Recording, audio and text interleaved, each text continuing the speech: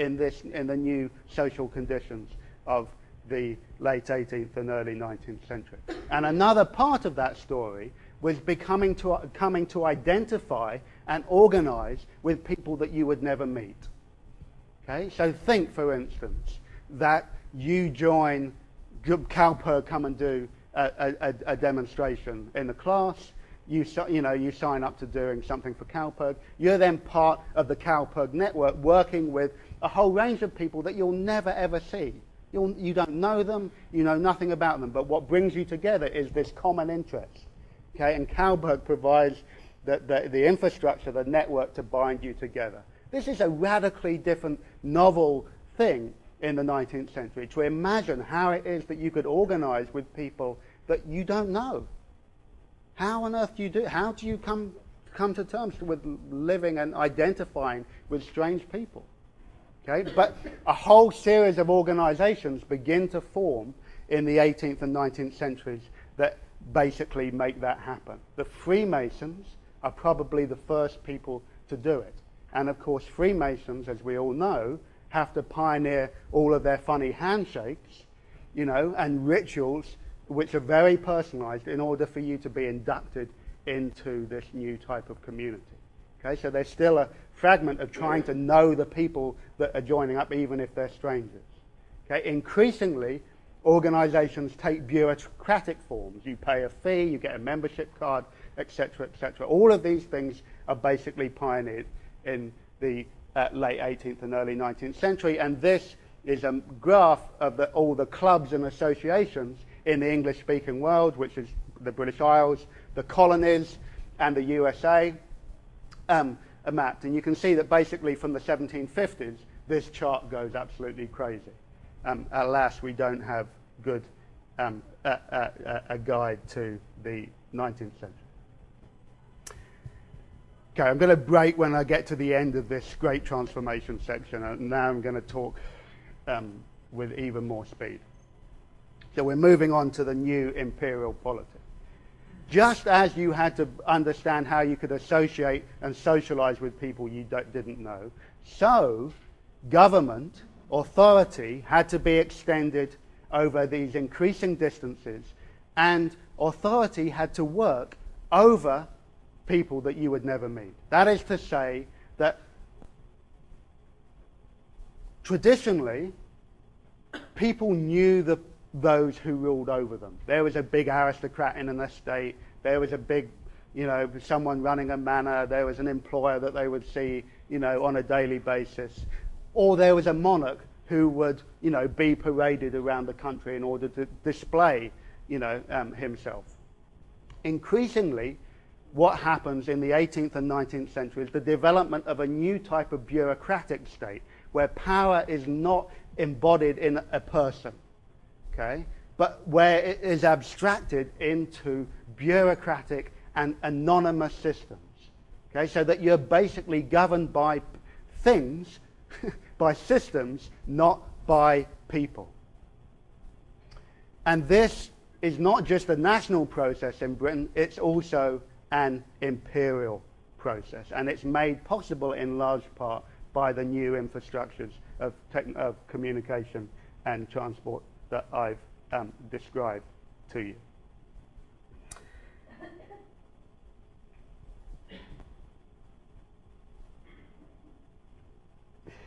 Okay, there's a lot that I can say here, but I'm not going to say any of it.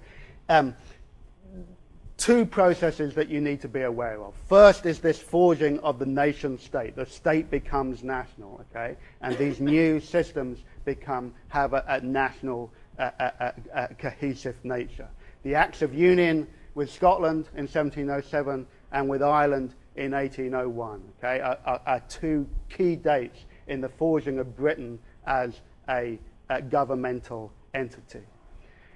The 7 Years' War between 1756 and 1763 is also an enormous moment, I think, in the history of British imperial expansion. This is a war that is basically fought in a global frame, in North America, in the Caribbean, in Europe, in West Africa, and in South Asia. Britain emerges from that war victorious, okay, and tries to instill a new discipline upon the colonies that it has. New forms of taxation, new systems of taxation, okay, which are developed in Britain during the early 18th century, were now extended to the empire. It's very much in large part that, and if any of you have heard Mark Peterson's fabulous lectures on the American Revolution that are going on this semester, you'll know that a good way in which he explains the causes of the War of Independence, that I also call the American Revolution, except for when I'm taking my citizenship test, was a revolt against that new system of taxation. Okay? Was a revolt against being incorporated into the British Empire in this new type of way. The War of Independence basically means that Britain has to rejig its empire in a really important way. It basically redirects itself from the Atlantic economy of West Africa, the Caribbean and North America, Canada and the US, and redirects itself increasingly eastwards towards South and East Asia, as well as expanding in the South Pacific. And that's going to have enormous consequences for Britain during the 19th century. I've got this map of the British Empire after the Congress of Vienna in 1815 because it's basically the point at which Britain, once victorious in the Napoleonic Wars against revolutionary France, becomes the dominant European superpower. The French are finally put in their place, and this provides you some indication of this shift over towards south of the imperial shift over towards South Asia. Okay, now we're moving on to the economy. And I have to explain the Industrial Revolution to you in about 5 minutes. And then we'll take a break. You can breathe and I can breathe. And we'll regather for the next large assault, which will be the rest of the lecture. And I'm going to be talking to you in these categories. I'll talk to you about financial service, agriculture, commerce, and manufacturing. Now, but the big story that I want to tell, regardless of these separate headings, is again this process of the economy becoming like the polity and becoming like society, of being stretched over increasing distances, of trade and economic transactions becoming much less about face-to-face personal relationships in specific localities and more about interregional, international trade. Now, there'd been intercontinental trade since the 16th century, okay? But it was very, very small. It was in the types of commodities that, you know, had a high value, you know, like spices, for instance, because to cover the cost of the transportation was so expensive. And it was done on a relatively small scale. What begins to happen, okay, and during the 18th century, you know, most trade in Britain continues to be local and with people that you know. But as the population becomes more mobile, so interregional trade becomes a bigger deal, okay? And you can see here, this is a very grimy map, but it's actually in your wonderful textbook. You can see that, well, you can't see, but if you look in the book, you will see that there's regional specialities going on here, okay? So there's, you know, wool and arable stuff going on in the wonderful part of the world that I was born in. You know, there's coal and iron in South Wales, etc., etc. So once you get more and more people living in cities and more regions specializing in certain forms of economic production, so they need to have more exchange between them. Clearly, no one in the city is going to be able to grow their own food or provide their own wool or cotton for clothing. Okay? So the new transportation systems with coastal shipping, with road and canal, allow for a significant growth in this type of interregional trade. And that extends overseas, and it extends overseas gradually. And two things I think are really important to that process.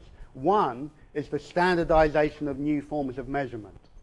Okay? Really key. When you buy something, you want to know that if it says a pound, you know, as in the pound in weight, that really is a pound in weight.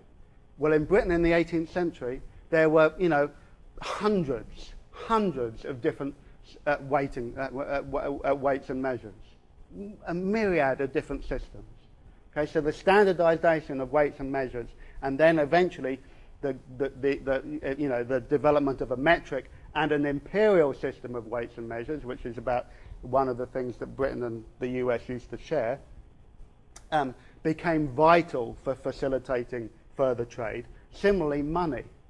Okay, Britain had a variety of different types of banks issuing different types of notes at different types of value. Okay, and the standardization of the cash economy is a really key part of this process, which brings me nicely to the financial revolution.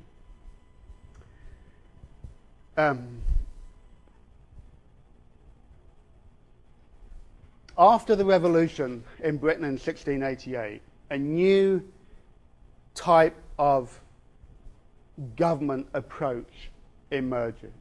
And it's one that basically wants to be capable of fighting wars wherever it wants to fight wars, but to finance them in a new type of way. And what they basically do is come up with this ingenious thing called the national debt. Okay? So this thing that we now are so appalled and embarrassed by was actually a great blessing to Britons in the 18th century. The national debt, okay, was raised by the raising of bonds and securities, which were then serviced by tax revenue. So no longer did the state only have tax as its form of income to be able to support its wars. Now it could raise more money by borrowing money and then using the income from taxation to service those loans. Okay? And at the heart of that system was the creation of the Bank of England, because it was the Bank of England, created in 1694, that was basically the clearinghouse for the bonds and securities that were sold. Now, there are other things involved in this. There were trading companies like the East India Company and the South Sea Company that were giving trading monopolies by the government in return for lines of credit. Okay? So, you know, the government basically struck deals with monopolist companies to give companies monopolies in return for lines of credit and a share of their revenues. And it was basically, in part, the raising of capital and the trading of stocks in these types of companies that led to the development of the stock market, okay, which began earlier in the 18th century, but finally has a settled, formal set of rules from 1773. Now, there are a series of bank reforms, and I'm going to do this very quickly. There are a series of bank reforms, basically, that provide a uniform system of banking. And the key thing that you need to know here is the 1844 Bank Act. Basically creates a uniform banking system in which all banks have are given the protection of joint stock status.